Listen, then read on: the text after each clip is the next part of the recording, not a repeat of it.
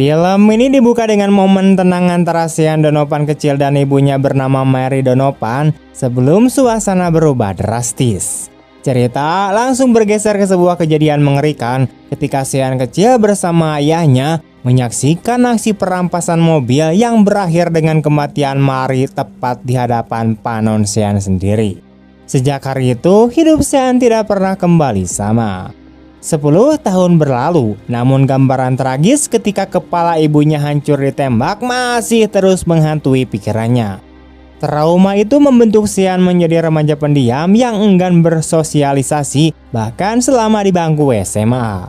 Luka itu membuatnya sangat sensitif terhadap kekerasan, di mana ia melihat hal kecil seperti senior merundung siswa baru saja sudah cukup membuat emosinya meledak.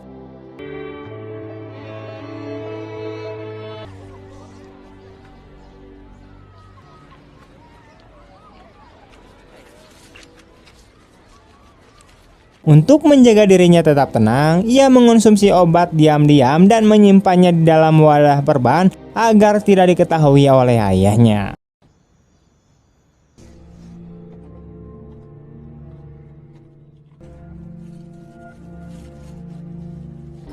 Walaupun hidupnya dipenuhi pergulatan batin, ia tetap unggul secara akademis dan mempelajari materi yang melampaui silabus, termasuk pelajaran kimia. Namun setiap kali ayahnya yaitu Terry Donovan mencoba mengajaknya bicara tentang sekolah, percakapan mereka selalu terasa kaku. Sejak Mary tiada, hubungan mereka retak dan berubah seperti dua orang asing yang tinggal di rumah yang sama. Meski Terry berusaha membuat hidup anaknya kembali normal, segala upaya itu tidak pernah benar-benar berhasil. Suatu hari, Terry mengunjungi makam istrinya, meminta maaf karena sudah lama tidak datang. Ia menceritakan bahwa Sean kini mulai bergaul dan bahkan berencana menghadiri pesta bersama temannya. Mendengar perkembangan itu, Terry merasa sedikit lega.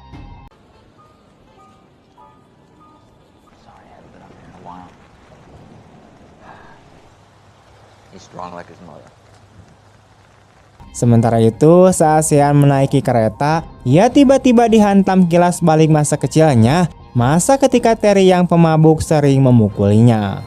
Dalam keadaan sulit itu, Mary selalu menjadi pelindungnya. Ia mendampingi Sean ke kelas musik agar anaknya bisa sejenak lepas dari kekerasan di rumah. Kembali ke masa kini, ketika Sean berjalan melewati sebuah taman, ia melihat seorang perempuan pecandu narkoboy memohon kepada kedua pengedar bernama Tony dan Stretch untuk diberi waktu membayar hutang narkoboynya. Setelah perempuan itu pergi, kedua pengedar tersebut memperhatikan Sean yang berdiri tidak jauh dari mereka. Mereka mulai mengancamnya, tetapi secara mengejutkan, Sean menuduh Tony sebagai pelaku pembunuhan seorang anak kecil. Tuduhan itu membuat Tony tersulut emosi dan langsung menyerangnya. Namun untuk pertama kalinya, sisi lain Sean kemudian muncul. Ia melawan balik bukan hanya untuk mempertahankan diri, tetapi juga untuk membela memori anak kecil yang ia sebutkan. Dalam pertarungan itu, Sean berhasil merebut pistol Tony dan menembaknya dalam momen yang sangat cepat dan mengejutkan.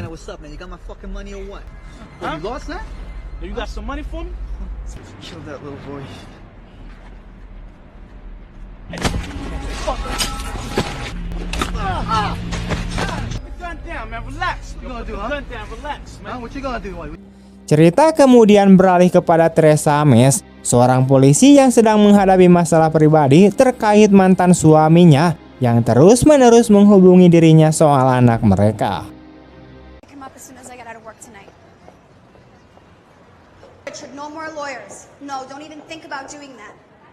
Di tengah masalah itu, ia juga diberi tugas penting menangani kasus Larry Chill, seorang pengedar narkoba yang bertanggung jawab atas 2 pembunuhan. Meski Teresa sudah bekerja keras, sidang Larry justru ditunda sehingga memberi kesempatan bagi pengacaranya untuk mencari cara membebaskannya. Me and you should go somewhere together. Have a little picnic maybe. Where? Sitting with the DA. I'm gonna come see you and that fucking kid. On request of the prosecution, Karena prestasinya yang luar biasa dalam unit anti kejahatan dan narkoboy, Teresa dipindahkan ke unit pembunuhan untuk bekerja bersama rekannya bernama Gary. Kebetulan di unit yang sama ada Bill Baldwin, seorang polisi yang sudah lama dikenal Sean dan kadang dikunjungi Sean untuk menggunakan komputer. Saat malam tiba dan Teresa bersiap pulang dari kantor, ia mendapati Sean sedang memakai printer sendirian. Sean menjelaskan bahwa ia datang dengan izin Bill lalu pergi begitu saja. Rasa penasaran membuat Teresa melihat hasil print yang ditinggalkan oleh Sean. Di sana tertulis kata asing yaitu Triceralon, di mana ia mengabaikannya dan menuju mobilnya, namun mendapati salah satu bannya bocor. I'm leaving now. I'll be there, Richard. Excuse me. Excuse me. I mean, Detective Baldwin knows I'm here. But I'm gonna...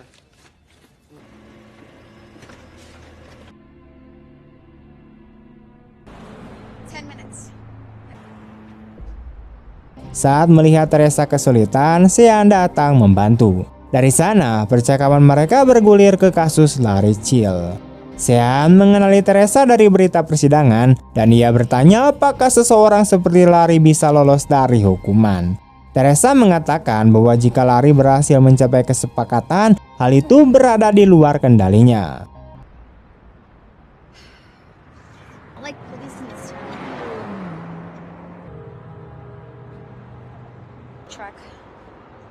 Let me give it a try. He's trying to make a deal or something? Think he'll get off? You need any help down there? Well, I got it. We're all set. Saat bannya selesai diperbaiki, Teresa menawarkan tumpangan pulang, tapi Sean menolak karena lebih memilih naik odong-odong. Keesokan harinya, ketika Sean melatih pukulan di punching bag, Terry datang dan mencoba mengajarinya cara memukul yang lebih kuat. Terry berusaha mendekati anaknya, tetapi kenangan Sean tentang masa ketika Terry sering memukuli dirinya dan Mary terus membayanginya.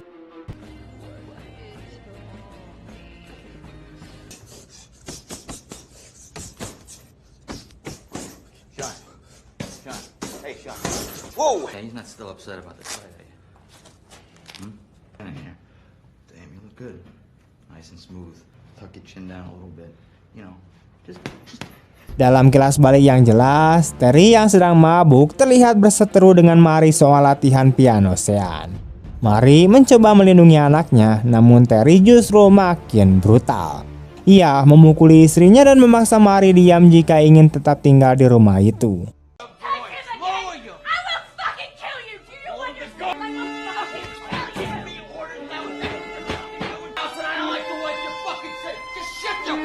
Luka itu tidak pernah hilang dari ingatan Sean. Cerita semakin berkembang ketika stres melaporkan kematian Tony meski tidak ada bukti kuat. Gary menganggap kasus itu tidak penting karena Tony adalah pedofil yang terlibat narkoboy dan bisa saja dibunuh banyak orang. Namun Teresa merasa ada sesuatu yang aneh.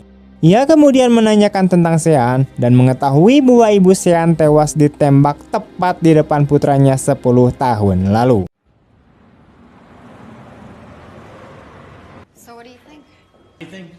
No, I'm good. I also think patrol car saw our boy and the victim work in their usual spot. Sean ternyata datang ke kantor polisi setiap hari dengan izin Bill. Di sana ia memeriksa foto-foto kriminal, berharap suatu hari menemukan wajah orang yang membunuh ibunya jika pelaku itu pernah tertangkap. Melihat hal itu, Teresa mendekati Sean dan menawarkan bantuan untuk mencari pembunuh ibunya. Sean awalnya menolak, tetapi karena keteguhan Teresa, ia akhirnya mengizinkannya ikut dalam pencarian kebenaran itu. No, you helped me change a tire on my car the other day.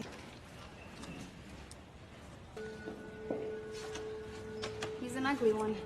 Maybe I can help you with your work. You know, I'm pretty good at what I do. Okay. There you go. Alur kemudian berpindah ke seorang pekerja malam yang berniat memberitahu kliennya yang juga pengedar narkoboy bernama Joe bahwa ia sakit dan tidak bisa bekerja. Namun Joe merespon dengan kemarahan, mendobrak pintu dan menyeret perempuan itu keluar. Vitamin C I gave you? I'm sick, Joe. Saat kekerasan itu terjadi, Sean muncul dan berusaha menyelamatkan perempuan tersebut. Mereka berdua terluka dalam perkelahian, namun tanpa disadari Joe, Sean memang sudah lama menargetkannya. Joe adalah nama yang Sean temukan dari database kepolisian, seseorang yang menurut Sean pantas dihentikan. Saat Joe mengancam, Sean mengeluarkan pistol dan menembaknya di dada, mengakhiri hidupnya saat itu juga.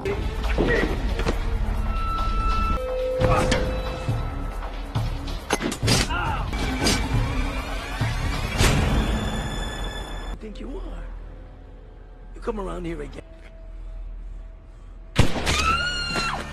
Esok harinya, Teresa dan Gary menuju TKP dan bertemu perempuan tersebut. Dari sana terungkap bahwa Joe pernah terlibat dalam pembunuhan gadis berusia 13 tahun, namun berhasil lolos dari hukuman. Perempuan itu hanya memberitahu ciri pembunuh Joe, yaitu seorang pria berpakaian serba hitam. Ia menolak memberikan informasi lebih jauh karena percaya bahwa Tuhan mengirim pria itu untuk menyelamatkannya. Setelah memikirkan hal itu, Teresa mulai merangkai teori bahwa pembunuh Tony dan pembunuh Joe mungkin orang yang sama. Black outfit on, those kind of dark out. Detective. Joe is a piece of shit. God to save me. You know, I'm getting a second chance now because Life to this case, Gary. I lost my marriage to this case. I lost my fucking son to this case. Ia dan Gary kemudian pergi ke kamar mayat untuk memeriksa apakah peluru dari tubuh Joe cocok dengan peluru yang ditemukan pada tubuh Tony. Saat berada di sana, ia tiba-tiba menyadari bahwa Joe mungkin adalah orang yang sedang dicari Sean sehari sebelumnya. Ia kemudian menanyakan tentang istilah Tricelaron kepada dokter forensik, istilah yang ia lihat pada kertas yang diprint oleh Sean. Dokter dan asistennya kemudian memastikan bahwa Tricelaron adalah zat beracun yang dapat memicu reaksi parah pada kerongkongan, menyebabkan pembengkakan dan membuat seseorang mati lemas oleh tubuhnya sendiri. Dokter koroner akhirnya mengonfirmasi bahwa peluru yang ditemukan pada kedua korban itu cocok satu sama lain, membuktikan bahwa orang yang sama bertanggung jawab atas kedua pembunuhan tersebut. Goodbye, CW. For me? Sure, what's the symbol? No, it's The detective is just asking about Triceleron. Oh, system, and that is what makes it virtually untraceable. It causes Say it's your own body that does you in, and all you need is just the slightest taste and it's over. Untuk bisa lebih dekat dengan Sean dan menilai dirinya lebih jauh, Teresa mengajaknya makan siang. Sambil berbicara tentang kehidupan pribadinya, ia membawanya ke sebuah restoran Cina, tempat sepasang orang terlihat melamparkan hinaan dalam bahasa Mandarin. Betapa terkejutnya mereka ketika Sean menunjukkan bahwa ia pasti berbahasa Mandarin dan dengan tegas memperingatkan pasangan itu. hey, just the guy I'm looking for. I'm going to lunch if you want to join me. I told you, no vegetables. So why do I find 我呢個八婆能夠全根喺女人面前說四聲爆口。 Do you speak Chinese? Disinilah Teresa mengetahui bahwa ibu Sean dulu mendorongnya untuk menguasai banyak bahasa.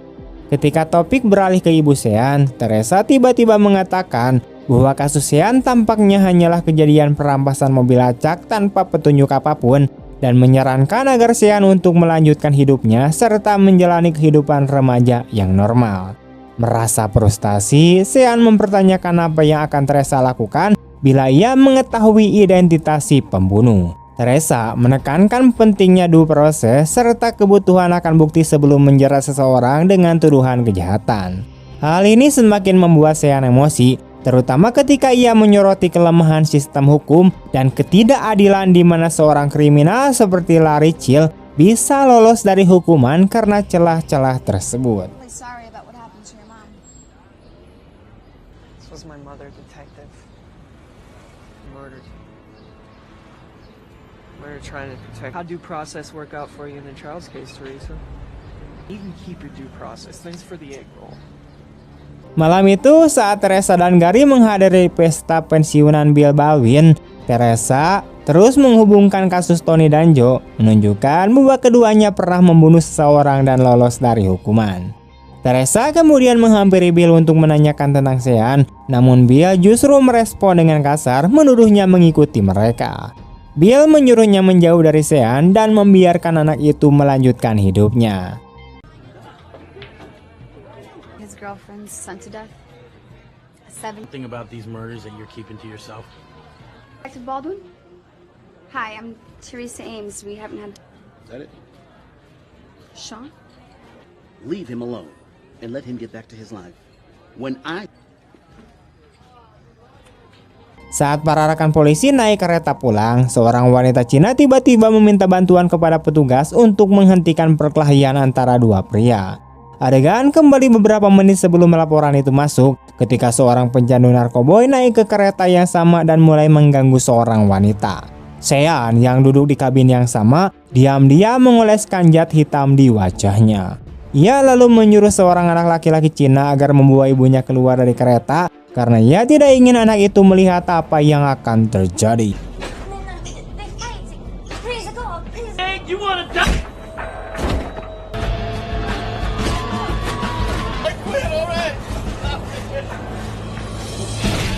Sementara itu, wanita Cina tersebut melaporkan perkelahian kepada petugas kereta.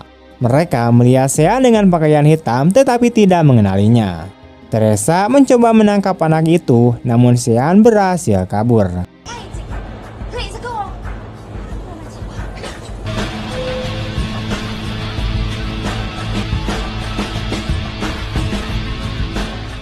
Setelah itu, Teresa mendapatkan informasi dari salah satu petugas bahwa penyerang tersebut berbicara dalam bahasa Mandarin kepada anak laki-laki tadi, menyuruhnya pergi bersama ibunya sebelum memulai perkelahian.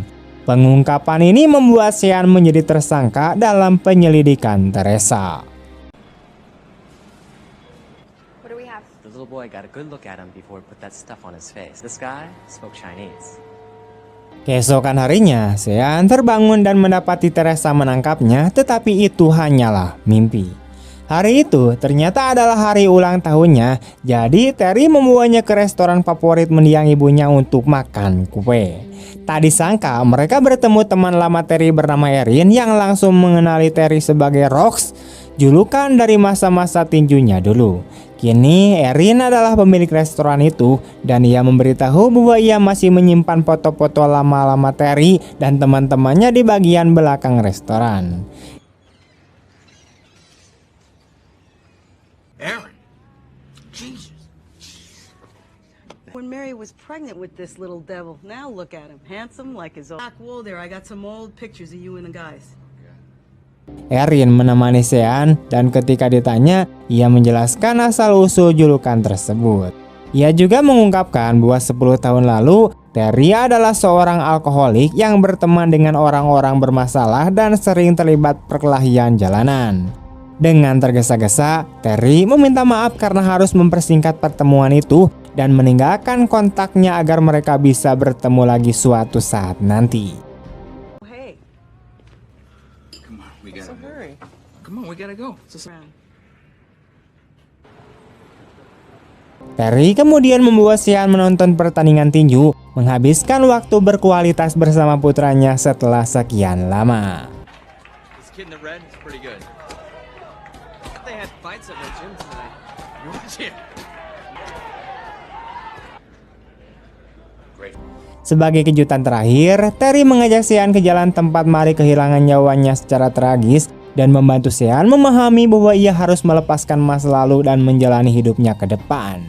Terry meminta maaf atas penderitaan yang ia timbulkan dulu karena kecanduan dan sifatnya yang keras di masa lalu.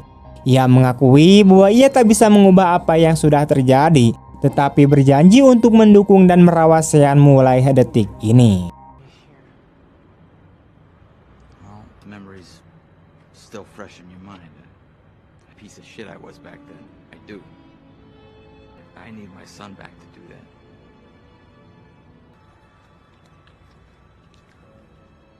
Keesokan harinya, Teresa datang ke rumah Bill untuk mencari jawaban tentang kondisi Sean. Bill awalnya ragu, namun akhirnya mempersilakannya masuk dan menceritakan apa yang sebenarnya terjadi pada malam tragis itu. Ia menjelaskan bahwa trauma yang dialami Sean begitu dalam, hingga anak itu tidak mampu lagi menunjukkan emosinya lewat tangis ataupun teriakan. Saat Bill memperlihatkan deretan foto tersangka, Sean langsung menunjuk satu wajah. Tetapi ketika foto itu dibawa ke Terry, sang ayah menolak keras dan mengatakan bahwa ia tidak mengenal orang tersebut. Terry bahkan menasihati Sean tentang bahaya menuduh seseorang tanpa bukti, sehingga Sean akhirnya menarik kembali pengakuannya dan mengatakan bahwa ia mungkin keliru. Setelah kejadian itu, Sean menyimpan semuanya rapat-rapat sampai ia melihat wajah yang sama muncul di berita. Keyakinannya kembali bahwa pembunuh ibunya adalah Larry Chill, orang yang kini sedang diburu Teresa. If I was retired, I'd be playing golf. Answers about Sean. Shaking right through you. I wanted him to have a look at the mugs. Yeah, just like that. Yeah, Larry Charles. A lecture about the consequences of his action. Hari itu, Sean menghampiri Teresa untuk berterima kasih karena telah mendukungnya, lalu mengatakan bahwa ia ingin menjalani hidup seperti biasa. Ia pergi ke sebuah pesta bersama temannya. Teresa yang masih terpaku pada kasus ini mengikutinya secara diam-diam dan menunggu di luar. Di sana ia mendengar dari Gary bahwa Larry Chill telah mencapai kesepakatan dengan jaksa di mana hukumannya 2 tahun penjara sebelum dipindahkan ke program pelindungan saksi. Dengan kata lain, Larry hampir lolos dari hukuman berat atas semua pembunuhan yang ia lakukan. Saat berada di pesta, Sean kembali dihantam ingatan lama tentang Larry Chill yang pada malam kejadian memanggil ayahnya dengan sebutan Rock. Hanya orang-orang dekat Terry yang mengenal panggilan itu, dan hal ini membuat Sean mulai curiga. Ketika ia melihat seorang penggertak sekolah yang mencoba mengganggu teman perempuannya, Sean kehilangan kendali dan memukuli anak itu dengan brutal. Girl? I'm not your girl, Bruce. I'm not cheating. Hey, Rock.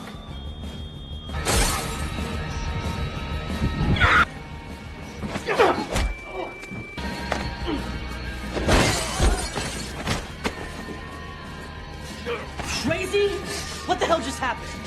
Setelah temannya menghentikan amukannya, Sean langsung pergi menuju restoran Erin, sementara Teresa mengikutinya dari belakang.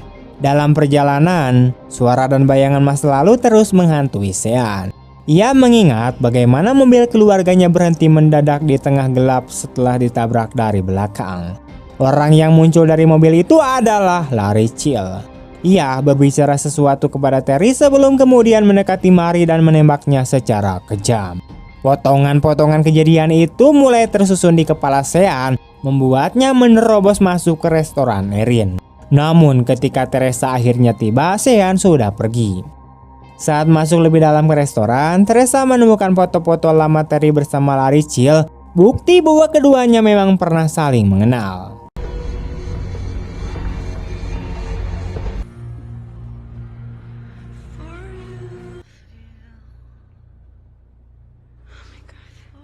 Di tempat lain, Terry pulang ke rumah dan mendapati kondisi rumahnya berantakan. Ia segera menghubungi polisi untuk melaporkan pembobolan. Saat memeriksa basement, ia menemukan Sean duduk dalam keadaan mabuk berat. Seketika, Sean meledak dalam kemarahan.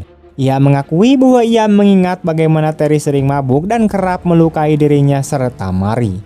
Ia mengambil pistol lalu menuduh ayahnya bekerja sama dengan Larry Chill untuk membunuh sang ibu.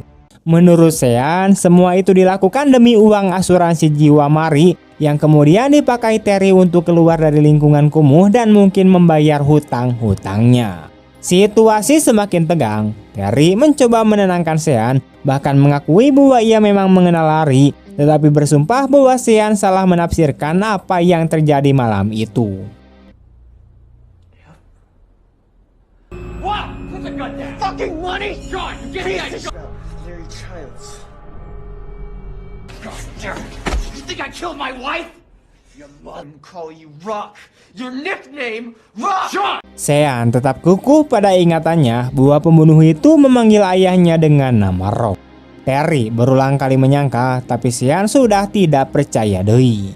Dengan emosi yang meledak-ledak, Sean mengacungkan pistol ke dada ayahnya dan menembaknya, mengakhiri hidup Terry yang ia yakini sebagai dalang pembunuhan ibunya.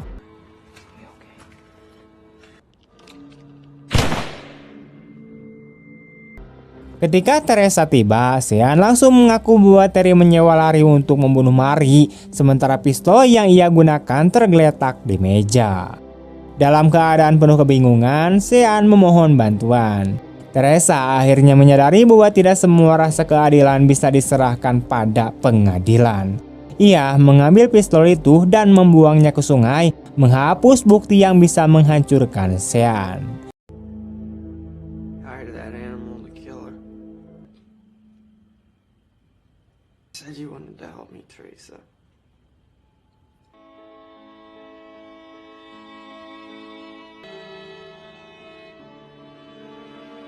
Beberapa waktu setelahnya, Sean menuliskan surat kepada Rachel yang kini menjalani hukuman 2 tahun.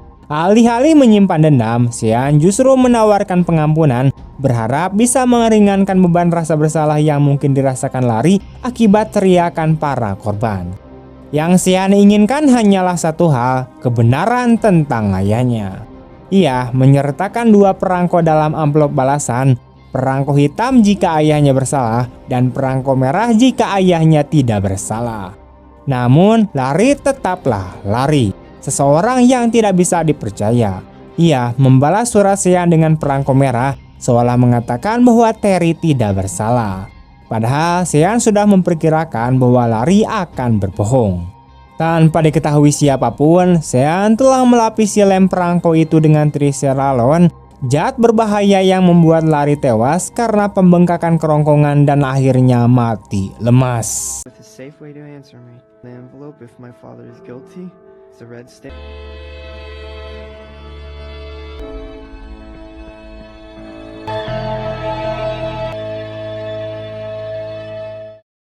Dan pada akhir film, tidak pernah ada jawaban pasti. Kita tidak mengetahui apakah ayah Sean benar-benar tak bersalah ataukah Larry sekedar memainkan pikiran Sean sebelum kematiannya. Tamat. Menurut kalian gimana guys?